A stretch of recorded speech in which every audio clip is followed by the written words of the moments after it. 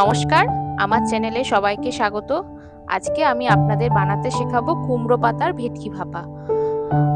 কলা পাতা বা লাউ পাতায় ভেটকি ভাপা তো অনেকেই খেয়েছেন, তো এই কুমড়ো পাতায় নতুন রেসিপি ভেটকি ভাপা আপনাদের কিভাবে বানাতে হয় সেটাই আপনাদের সাথে শেয়ার করব।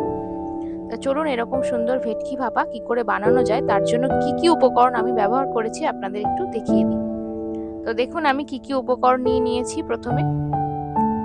প্রথমে আমি নিয়েছি এরকম মাছ, ভেটকি মাছ, যেটা এরকম ছোট ছোট সাইজের, বা আপনারা যেরকম ভেটকি বড় হলেও কোনো অসুবিধা হবে না।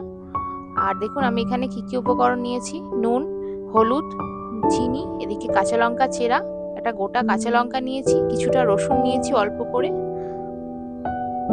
হাফ মতো, আর এখানে একটা পেঁয়াজ আমি ব্যবহার করেছি ছোট সাইজের, আর এখানে নিয়েছি সামান্য আদার টুকরো। আর এদিকে দেখুন আমি নিয়েছি সাদা সর্ষে, কালো সর্ষে মিক্সড করে রেখেছি। এখানে সাদা সর্ষে 1 চামচ, কালো সর্ষে হাফ চামচ আমি এখানে ব্যবহার করেছি। আর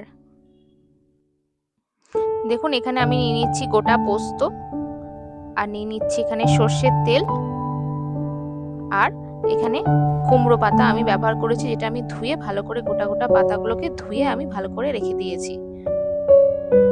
আর এখানে আমি একটা স্টিলের কন্টেনার ব্যবহার করেছি ভাপানোর জন্য। আর ধনেপাতা কুচিটা আমার আগে বলা হয়নি, এটাও আমি ধনেপাতা কুচিও এখানে ব্যবহার করেছি। তো চলুন প্রথমে আমরা মশলাটা বেটে নিই। তো মশলা বাটার জন্য আমি একটা গ্রাইন্ডারে মিক্সচার জার নিয়েছি। প্রথমে আমি উপকরণগুলো দিয়ে দিচ্ছি পেঁয়াজ কুচি,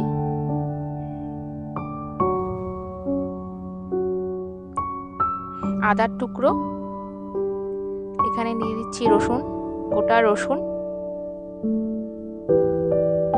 এখানে একটা কাঁচা লঙ্কা ব্যবহার করেছি 1.5 খানা মতো ঝাল হওয়ার জন্য, দিয়ে দিচ্ছি গোটা পোস্ত, আর যেটা সর্ষে আমি ব্যবহার করেছি সেটা আমি এখানে দিয়ে দিলাম।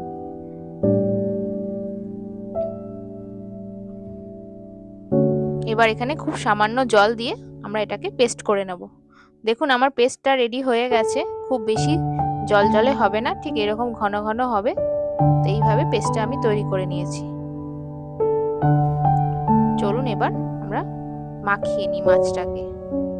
তো আমরা এই প্লেটের মধ্যেই পেস্টটাকে ঢেলে নেব মাছের ওপরে, কারণ এটা বাটির মধ্যে করা যাবে না, এটাকে প্লেটে সব উপকরণ দিয়ে আমি মাখিয়ে নিচ্ছি।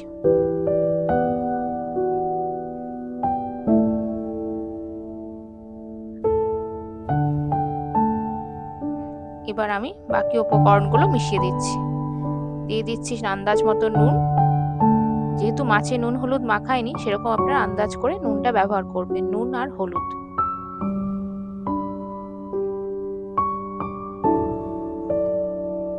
দিয়ে দিচ্ছি খুব সামান্য চিনি,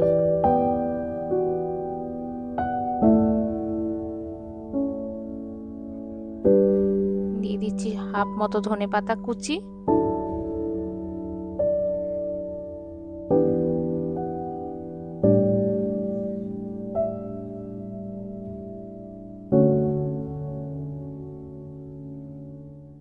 দিয়ে দিচ্ছি সর্ষের তেল বেশ খানিকটা,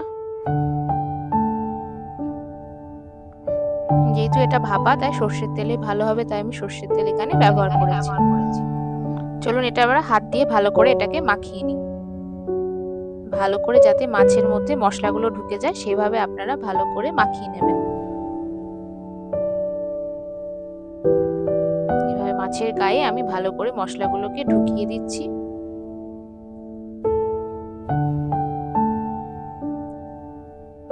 এবার দিয়ে দিচ্ছি চেরা কাঁচা লঙ্কা, দিয়ে আবার আমি ভালো করে মশলা দিয়ে মাখিয়ে নিলাম। মাখানো হয়ে গেছে, এবার আমি বাকি এটা রেডি করি। চলুন আমি কন্টেনারের মধ্যে এরকম ভাবে দেখুন আমি কুমড়ো পাতা রেখে দিচ্ছি। প্রথমে দুটো আমি কুমড়ো পাতা এখানে ব্যবহার করেছি, যাতে কন্টেনারের নিচটা ভালো করে ঢাকা হয়ে যায়।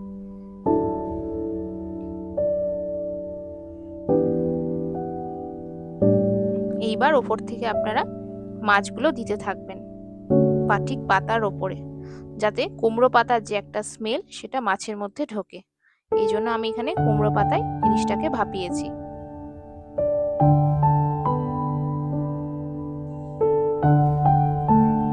এইভাবে আপনারা মশলাগুলোকে ভালো করে মাছের ওপরে ঢেলে নেবেন। দেখুন আমি ভালো করে মশলাগুলোকে মাছের ওপরে দিয়ে দিচ্ছি।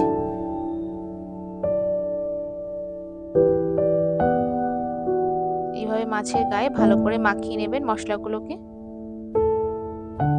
তারপর ওপর থেকে আবার একটা এরকম কুমড়ো পাতা দিয়ে মাছগুলোকে ঢেকে দেবেন।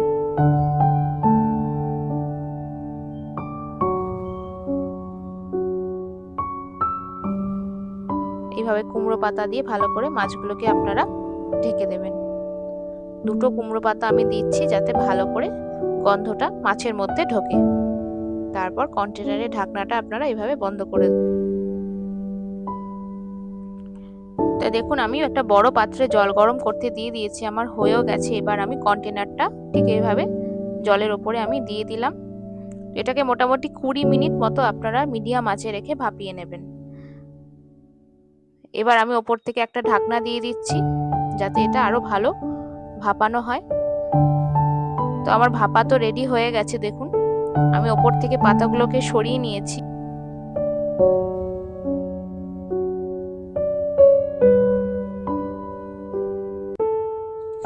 তো চলুন আমরা একটা ভালো করে সাজিয়ে নিই ভেটকি ভাপাটা। তো প্রথমে আমি একটা পাত্রে কুমড়ো পাতা এইভাবে সাজিয়ে নিয়েছি। তো এবার আমি মাছগুলোকে ওপর থেকে দিয়ে দিচ্ছি। এটা চাইলে আপনারা বড় মাছেও ভাপাটা করতে পারেন, তাতে কোনো অসুবিধা হবে না।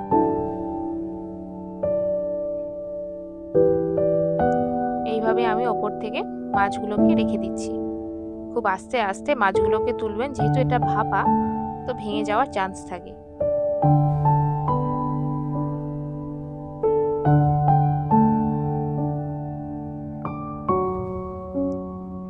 এইভাবে আমি মাছগুলোকে সাজিয়ে নিচ্ছি। এবার আমি ওপর থেকে একটু ধনেপাতা ছড়িয়ে দিচ্ছি। এটাকে আপনারা গরম ভাতের সাথে খেতে পারবেন। তো আমরা কুমড়ো পাতায় ভেটকি ভাপা তো রেডি হয়ে গেছে।